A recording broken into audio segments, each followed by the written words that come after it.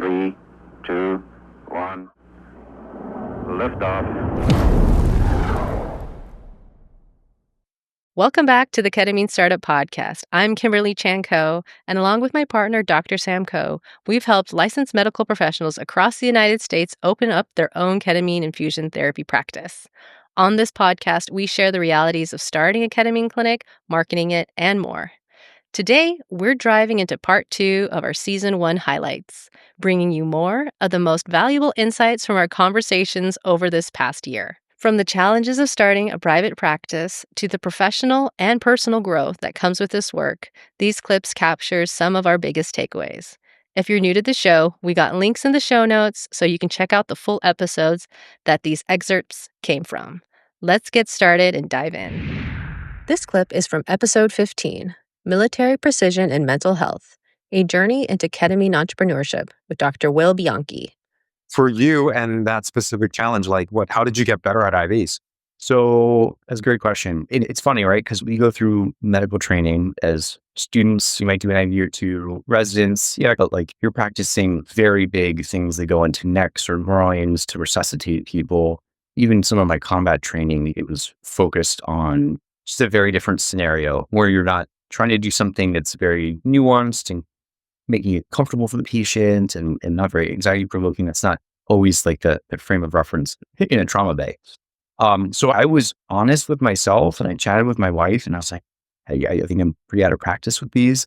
And she said, why don't you just go to shift and tell your nurses that you want to just start every single IV that shift. And I was like, that's ridiculous. No. But I did. It was very humbling. And they thought it was just so funny. I was going to go in and they were going to watch me place all the IVs. And I just told them it was, for practice. But you learn a tremendous amount by doing it on patients that might not be super, super sick. As ER docs were asked to do them with an ultrasound on really sick patients, which are inherently difficult. But with a little bit of practice on patients that aren't necessarily acutely ill, you learn a ton. A lot of nuance just even about the IV itself. We have at the shop I work at as an ER doctor and also now in our clinic, you have the bloodless IVs, the auto guards that have that nice little plug.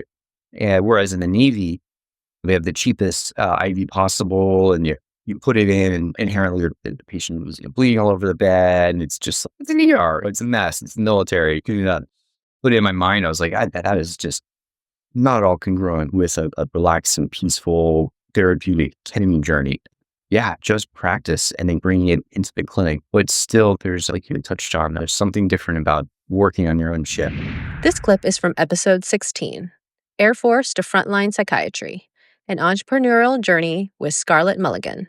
I knew that I've had other businesses in my life and I wanted another business and healthcare felt very intimidating to me.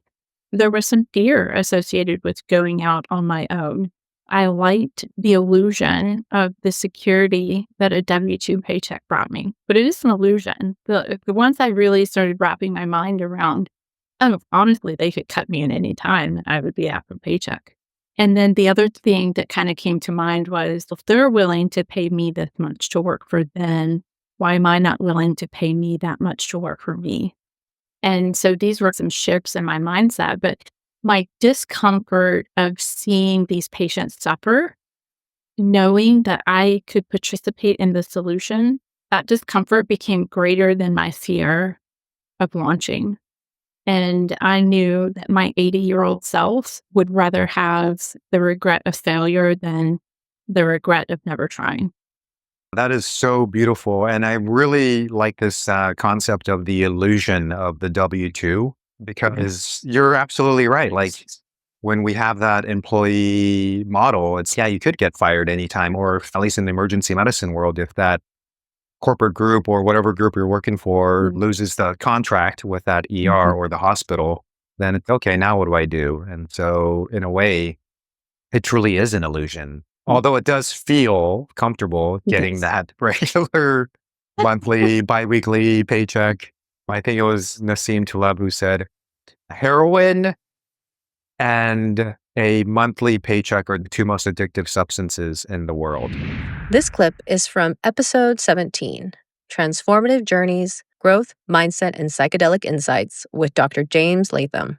Number one, life's going to have pain. physical and emotional, and suffering is the optional component. But you're going to have pain at some point in time. We're going to lose teeth, we're going to lose loved one, breakups, that kind of stuff. Number two, life's unpredictable. And so you just have to realize that, sure, it's unpredictable, but you are in control of your response to any event, and that's going to change the outcome. And then number three, life is constant work. And it just is, but work is when you're doing something, you'd rather be doing something else. So how do we look at work as play? So that's why I try to look at the ketamine clinic. I'm like, dude, even if I've done 50 infusions this week and I'm just burnt out, I still try to look at it as play. Dude, I get to give this person a psychedelic experience. What an honor and privilege. And I get to be a part of their story, and they become part of my story. And so just remember, you 10 years ago would have killed to be here. The one that wanted to get into med school and wanted this so bad. So draw upon that prior energy and that drive that you had. For one of those doctors out there that are feeling burnt out, remember before you got into med school, how bad you wanted it. Yeah. And then you got it. And so go back and tap into that version of you, because that old you would be like, dude, suck it up, yeah, come on. yeah, totally. Sometimes I'll wear the white coat. I'm like, man, yeah, when I was in college, pre-med, hoping to get an interview and waiting, I'm on the wait list. Am I actually going to get in? Yeah, this is what we wanted. And now we have it. Yep. And having, again, going back to the gratitude, it's tapping into that older self or the younger self. So that's so important. They say, careful what you wish for, you might just get it. Yeah, true. And then we got it. But we don't have call anymore. There's no nights, weekends, holidays. But we allow ourselves, we're trying to get more vacations amongst us, because we understand, me and my partners, mental health is crucial. So we need to practice what we preach. Sure. So we used to work Saturdays for 2 years. And then we stopped doing Saturdays this past year. And I was like, I don't think it's going to affect business that much, honestly. I think that we can cut out the Saturdays. We all get that break every 5 days max in a row. You have to pour into your cup. So please, everyone out there, do that, so that you can pour out into your patients and the community around you. This clip is from episode 19, Ego Death, Ketamine, and Matthew Perry, a conversation with Dr. Carl Bonnet. Yesterday I was talking to one of our patients. He's a Marine Corps veteran, a combat veteran. Has been through he was a real deal. This guy was a real door kicker and in kind of a bad headspace. And he did his third session, and he was kind of scared. He was just the first few sessions, he was sort of reaching out to grab things and have this imagery of him as a child. And his third one, he was terrified. I wasn't there. I was talking to our staff who were at the clinic, and he had reported that he had emptiness. There was nothing but emptiness in his mind. And he was just like, oh my gosh, what do I do with this? And then, luckily my team worked with him and said, look, this is what we want to do. We want to wipe this clean. You now have emptiness. It's like you walked into your garage and all of a sudden all that stuff is gone, all the junk and the whatever. So work with it. And that was huge. That made a huge difference for him. So I can't imagine just getting injected with ketamine in your backyard or whatever, or just at your own, basically PRN, treating as a PRN medication. But is that what you found? With the regards to the integration and just context that you have to give this in? Yeah, and also you bring up something really important, which is preparation, right? Letting the person know that this is what they may experience. And, going back to your patient who had a clear mind, I think about Buddhism, for example, when people are in these long, deep meditations, that's kind of their goal, is to have no mind. And if someone is not anticipating or aware that this could potentially occur during the infusion, I imagine it can be quite scary. They've done some studies where they took healthy volunteers and they put them on EEGs, which are electroencephalogram, patterns of the brain. And what they found were that patients who were receiving intravenous ketamine, or just ketamine in general, they actually started entering the same exact brainwave physiology as long-term meditators who had been doing it for 10, 20 years. So in a way, that patient who experienced this, state of no mind, or, someone may call it a state of Satori or Zen, that can be useful because, the mind is a great tool, but also it can be a terrible master. Mm-hmm. And we want to use the mind, not necessarily be the tool for the mind. This clip is from episode 20, Unlocking Transformation, Exploring Setting, and Integration in Ketamine Therapy. You're going to do the basics of creating a beautiful space. We know you're going to do that. But I think what's the most important is to be you, fully present and available for the patient. Most patients, they are already used to, and you could probably relate to this when you go and see somebody for your own health, they're a little bit rushed, or maybe they're checked out, or they're burned out, and you can kind of feel that they're dealing with their own stuff. So kind of checking that at the door, being present, holding space, be that safe container for them is going to be as important. I'd say even more important than having this beautiful spa like gorgeous clinic. If they know that when they're sitting in that chair opposite of you, when you're helping them get ready and get settled in before the infusion, they know and they can feel safe and they know you're going to be there, that goes so far. And I want to kind of highlight the word safe because that's one of the key ingredients is the patient wants to feel safe when they're undergoing ketamine therapy because they're kind of in a vulnerable state. Not kind of, they definitely are in a vulnerable state.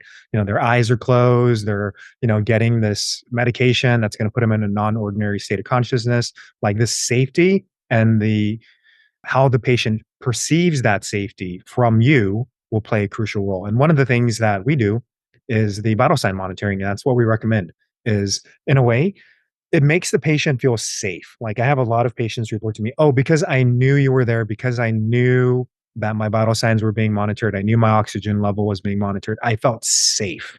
And that really plays a pretty integral role in the setting that you can personally provide.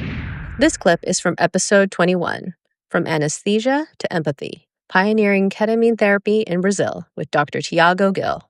I don't offer ketamine. I offer quality of life. I offer treatment, but the treatment is not the end point. The end of point is quality of life. It's getting better. It's having your mother back. It's having your kid back. What I'm offering is this. Ketamine is a way to achieve this. Ketamine is the best way that I know to achieve a recovery from depression, suicidality, bipolar disorder, pain. So what I'm offering is quality of life. And the way I'm offering it today is with ketamine. So if tomorrow you have a better ketamine, if you have a better treatment, if you have something that tops ketamine, I will be doing this. I will not be stuck to ketamine because I'm not offering ketamine as a commodity, as a product, as something that I can buy and sell. I'm offering a treatment and a treatment that includes ketamine, but ketamine is not even the main purpose. The main purpose is quality of life. So my endpoint is quality of life. It's totally different from what I do in OR. OR, I'm having a system that I don't talk to it during the procedure, that I just need to put the system back up again. So there is a person inside there that can get back in habitat, use this receptacle to be there again. That's how things are. So we don't talk to them. And on ketamine, I'm worried about their future. I'm worried about their well-being. I'm worried about how to make the person live again. It's totally different, completely different way of seeing things and running things. So it's not a product. And I think that's where most of entrepreneurs, and as we were saying with another physiologist the other day, you're interviewing her, that's where they fail. They see ketamine as a product, as an end on itself. If you tuned in to our episode today, chances are you're curious about the ins and outs of starting up a ketamine clinic. It's an exciting field, but let's face it, the journey from idea to actually opening day can be quite daunting. That's why we've created something special for you.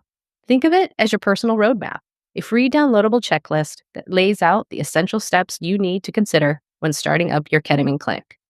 This checklist is designed to help you avoid common pitfalls and launch your trajectory to success. So how can you get your hands on this checklist? Simple.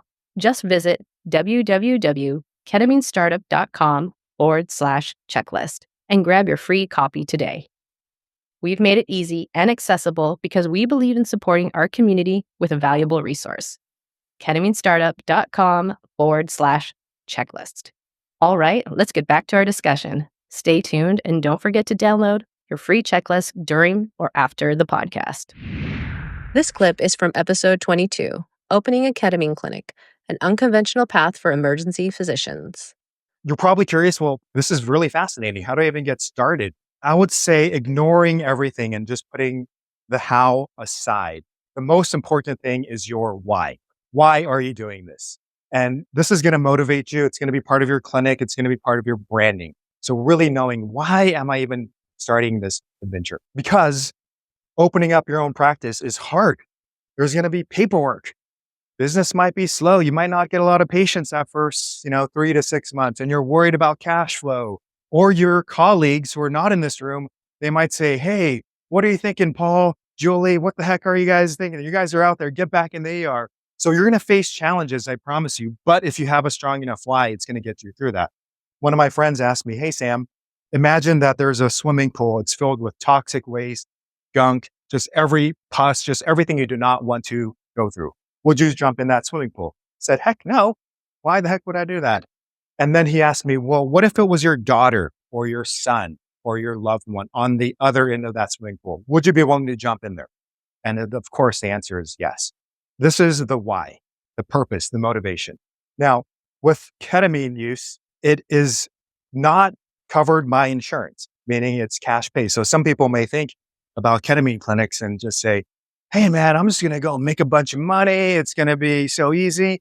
But I want to for full disclosure, it's challenging because there's no clocking in and clocking out. When I worked in the ER, go to my shift at 12 p.m. and at 8 p.m. and be done, and I would be free from it unless I'm thinking about, should I have CT scan that patient? But it's not like that. The ketamine clinic is going to be constantly on your mind. It's like having a newborn. And from the financial perspective, you can actually probably make more just working full-time emergency medicine. Because those hours that you're thinking about marketing and HR and staffing, like that is not compensated time. And when you're ordering gauze and syringes, like that's all uncompensated. So don't do it for the money is the bottom line. This clip is from episode 23, Mastering Clinic Compliance, Insights with retired DEA agent Dennis Wishern. The difference between drug destruction and drug wasting, okay? This is a perfect example that, as you mentioned, Sam, it's like these freaking regs will confuse a person, okay? And it's like, who writes this stuff? But anyway, drug destruction, when you destroy drugs, and now an example that would be expired meds. Let's say you drop the vial on the floor and you broke it. You want to record that destruction on a DEA 41 form. And if, let's say, you don't have a form, write yourself an email, get the form later or whatever, but that'll help that adjust your inventory to match up. When you waste, in a perfect example of this, because with the ketamine clinics I work with, sometimes there isn't that much wasting, and sometimes there is. If my information's right, an ophthalmologist might waste on every patient. So for instance, with the ophthalmology group I've worked with in the past, they're using fentanyl and Versed while they're doing, and there's a standard dose, but sometimes they won't use the entire dose in that syringe. So it seems like in those instances, they're wasting on every patient. You don't need the DA 41 form. You just need to document that with the amount on your own form. And again, I'm going back 50 years and I'm guessing, but I think the intent by the lawmakers were, it's like, hey, they don't want you filling out a 41 form when you're doing daily wasting on a patient. So create your own record, and there's a simpler way to do it, and then document it that way. You just need to, the amount and who witnessed the wasting. That's really all you need. But that is a confusing one. This clip is from episode 24, 13 Best Practices for Ketamine Therapy Clinics. We call them vital for a reason, right? They are vital signs. They're important. And keeping track of that is crucial. I know one of the ideas that we have is ketamine does not create respiratory depression. That's kind of like a long-standing rule. And most of the times that is true. It doesn't. But at certain doses and for certain patients, it can create slower respirations, which in turn creates hypoxia. If I wasn't keeping track of their pulse oximetry, then they might, have a drop in their O2 and it would make a difference. When we're in med school residency, I remember my attendings would always ask, hey, Sam, if you order that test, will it make a difference? Right? If you order that CBC, CMP, troponin, BNP, et cetera, like, is it going to make a difference and impact? So applying that same question to the vital signs, would a vital sign make a difference in the treatment of patients? So for example, if someone's BP shoots up to 220 over 120, right? And they were normal before you started, is that going to make a difference in the way you treat them? Yes, of course. You might add a little bit of IV labetalol, or you may even pause the infusion. So If their O2 drops, is that going to make an impact? Yeah, you might put a little nasal cannula oxygen. If they go into AFib with RVR, is that going to make an impact? Because you've been seeing it on the cardiac rhythm. Will that change what you do? Yes. So to answer the question, yeah, we think it's crucial to keep an eye on the vital signs because it can make an impact. The other nice thing is when I'm watching their vital signs, one of the things I do is I do blood pressure checks every 10, 15 minutes. And it actually is useful to me because when I see their blood pressure go up, I know that the ketamine is going and it's creating a physiological response. And that will allow me to titrate the dose for the subsequent sessions or even add in a little bit ketamine. So because ketamine is a sympathomimetic, I do want it to increase the heart rate a little bit, increase the systolic or diastolic, increase the pulse a little bit.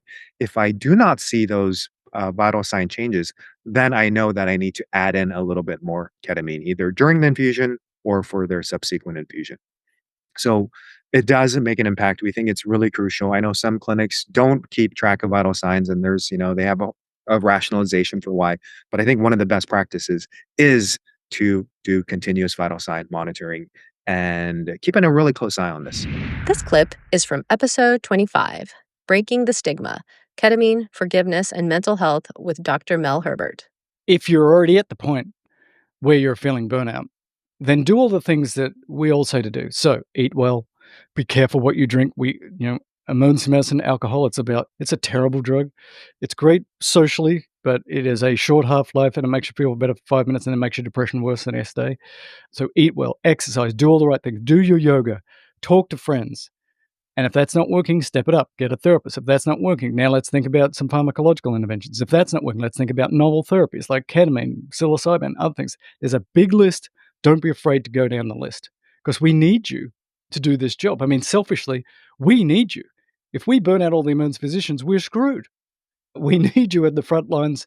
And so our job is to make sure you stay there. Now, one of my other big things, and I've said this my entire career, is that I think emergency medicine should not be a full-time job. It's too hard. You need to, I see these groups where they've got their docs doing 20 shifts a month. I'm like, that is not possible. No normal human can. We all know that random doc who just loves it, who can work 25 shifts a month and they're good. That is the exception that proves the rule. This is a very difficult job.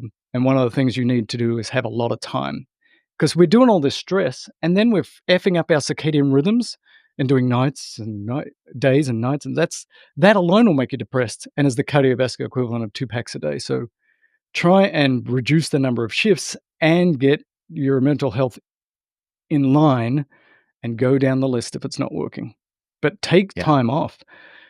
Going night, day, it's like, no wonder we're stressed. Just that physiological stress alone is ridiculous. This clip is from episode 26, Top 10 Ways to Fail as a Ketamine Clinic and How to Avoid Them. But maybe over time, you're just getting tired because it's a lot of work. We talk about our clinic every day, anytime, holidays, trips, on vacations, we are working on our clinic. It's a lot. And for some folks, eventually the right amount of money comes around that somebody offers. But for most of these clinics, it's not like they're just going to pay you and then you leave, right? Then you're going to be drinking Mai Tais on a beach all day. No, you're going to be actually still working there. Perhaps you'll be more of a figurehead or you're still manning the clinic because the patients know you and you've lost your autonomy. And now you're being told how you are supposed to run the clinic or the patient's slow. And you liked it being slower because you were all aboard about the psychedelic experience, the set and setting, but now things have changed. And we've seen some folks become very unhappy being in that type of position. We've seen other people bounce back. And so I think it may not be necessarily a business failure, but it could be a failure for the practitioner as an individual. That's my take on this one. Yeah, and I think it's totally fine to get investors, but as we had mentioned, the wrong investors. So some investors, private equity, VC, they want to find that unicorn, that latest Google or Facebook where they can invest $1,000 and get $1 million back or invest $1 million and get $10 billion back. They want a 100x or 1,000x their initial profits investment. So depends on which type of investor you get, because some people are like, you know what, that's not really our goal. We're actually just passionate about this space and we want to help as many people as possible. So there may be that kind of investor. having that discernment of who are the right people that I want to work with and that I want to allow them to enter my company to be an investor. I think that's crucial. As Kim mentioned, scaling way too early. Let's say you're at one clinic, it's not super busy, but you're like, we need to make more money. So I'm going to open up another clinic and a fourth clinic.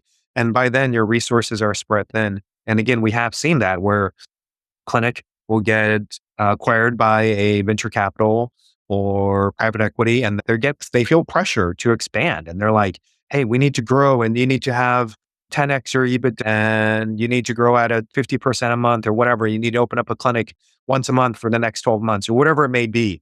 And again, that's going to lead to failure because this work, it's not like McDonald's where we're just serving hamburgers and milkshakes and fries. This is work.